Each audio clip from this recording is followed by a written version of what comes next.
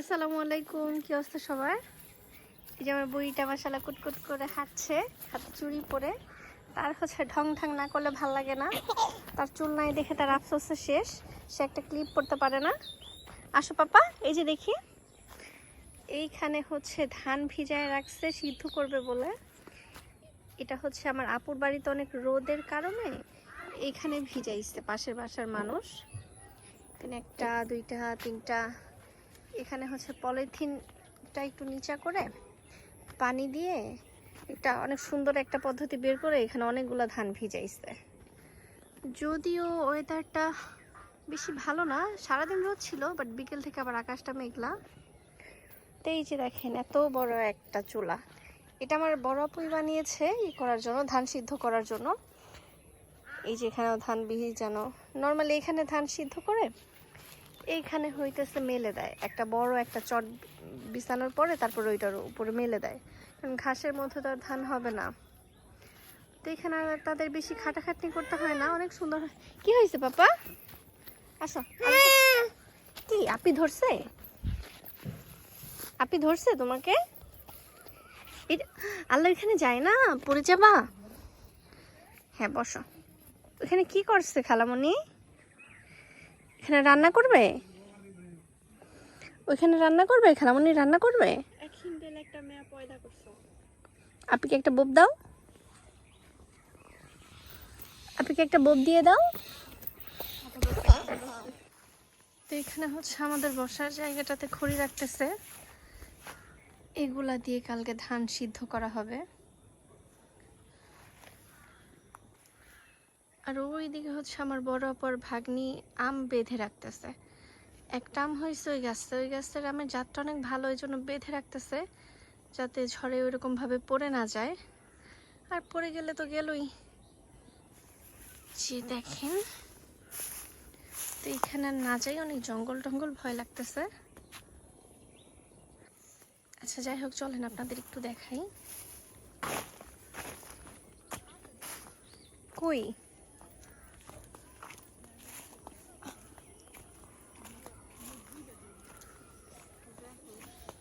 গতবার না অনেক হয়েছিল, এই গেছে না তো, এটা নতুন। এটা নতুন না, গতবার আইছিল ওই গাছ কাটতে যায় ফেলাই দিছি। আমনি বা আমনি বা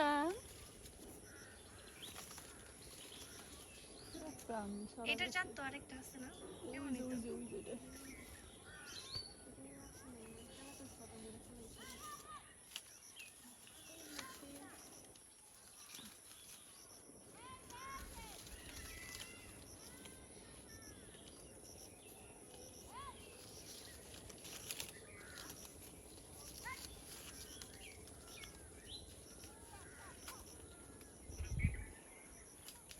এদিক দিয়ে নাম দাও।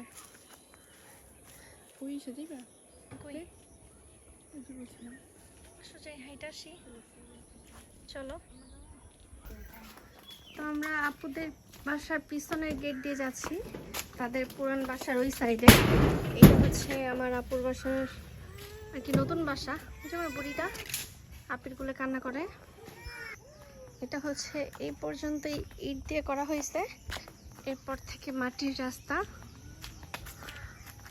পাপা,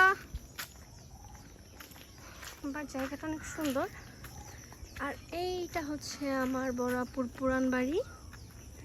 আগে এই বাসায় আমার আপু থাকতো, এইখান থেকে জাস্ট একটু ভেতরে, বাট তাদের জায়গা এইখান থেকে একদম আর ওই পর্যন্ত অনেক বড় একটা জায়গা। এই বাসায় কেউ থাকে না। এই বাসার গাছেও আম হয়েছে, আমগুলা খেয়ে ফেলতেছে বাদুরে। দেখেন চারিপাশে কত গাছ, ক্ষেত। তো ওই পাশে বড় একটা বাঘ। তুমি খাবার না খেয়ে চলে আসছো? সব লাগাইছো যাও। তো ওই বড় বাঘে আমরা কি করতাম, ছোটবেলায় অনেক আম টুকাইতে আসতাম, ওইখানে খেলতাম। ওই বাঘের পেছনে হিন্দু বাড়ি, তো ওই আন্টিরা আমাকে খুব আদর করতো। তো আপুর পাশের বাসায় ছিল হিন্দু বাড়ি। আসলে মানুষগুলো অনেক ভালো, তাদের বাড়িতে নাড়ু টাড়ু অনেক কিছু খাইতাম পুজোর শেষে। আর যখন থেকে জানি যে এটা আমাদের জন্য ঠিক না, বিশেষ করে তাদের পুজোর খাবার খাওয়া, এরপর থেকে আর আসলে খাওয়া হয় না। এই যে দেখেন কত সুন্দর একটা জায়গা, একদম নিরিবিলি একটা জায়গা।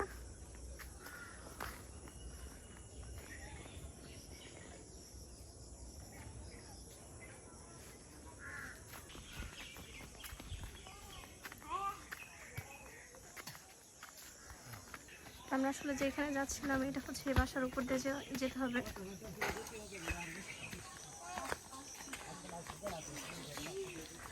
কাঁঠাল হয়েছে,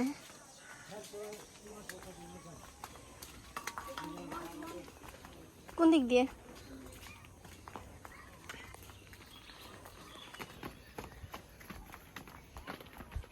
ঘরগুলো বাঁকা হয়ে গেছে, কি হয়েছে?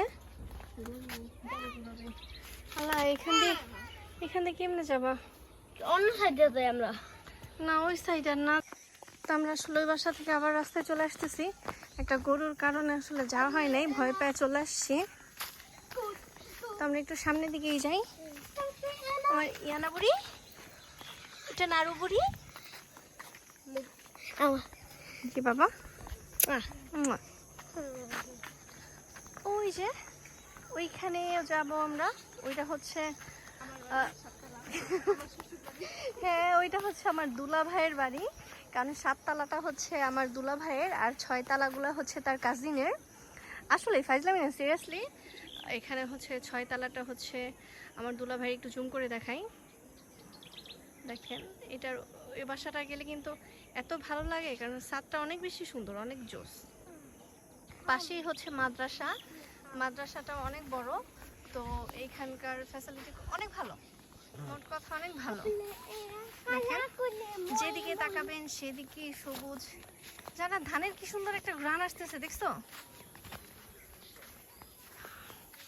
আসলে ধানের যে কি সুন্দর একটা ঘ্রাণ। একটু ধান খেতে যাই, চলো যাই। আস্তে করে নামো বাবা।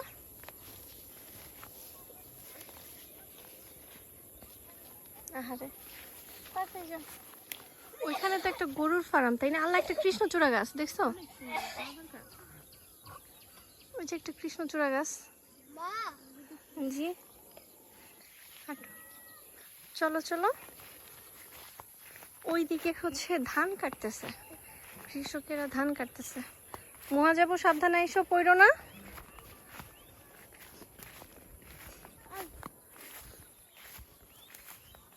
দেখছেন কি পরিমাণে জঙ্গল।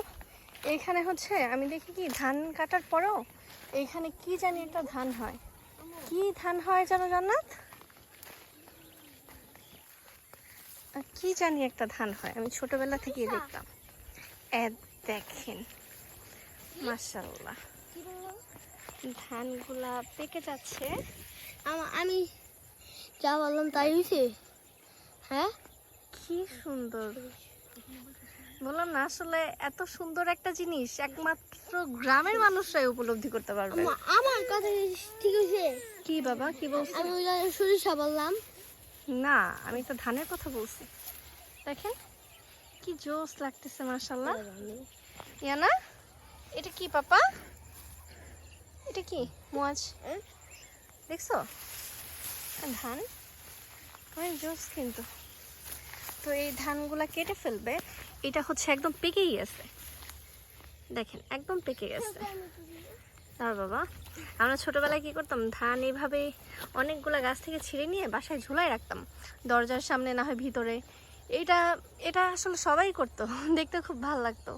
অনেক বছর পর্যন্ত এটা থাকতো। ধানগুলো টোটালি পেকে গেছে, একদম পেকে গেছে। তো আজকের মতো এই পর্যন্ত। আপনারা অনেক বেশি ভালো থাকবেন। আল্লাহ হাফেজ।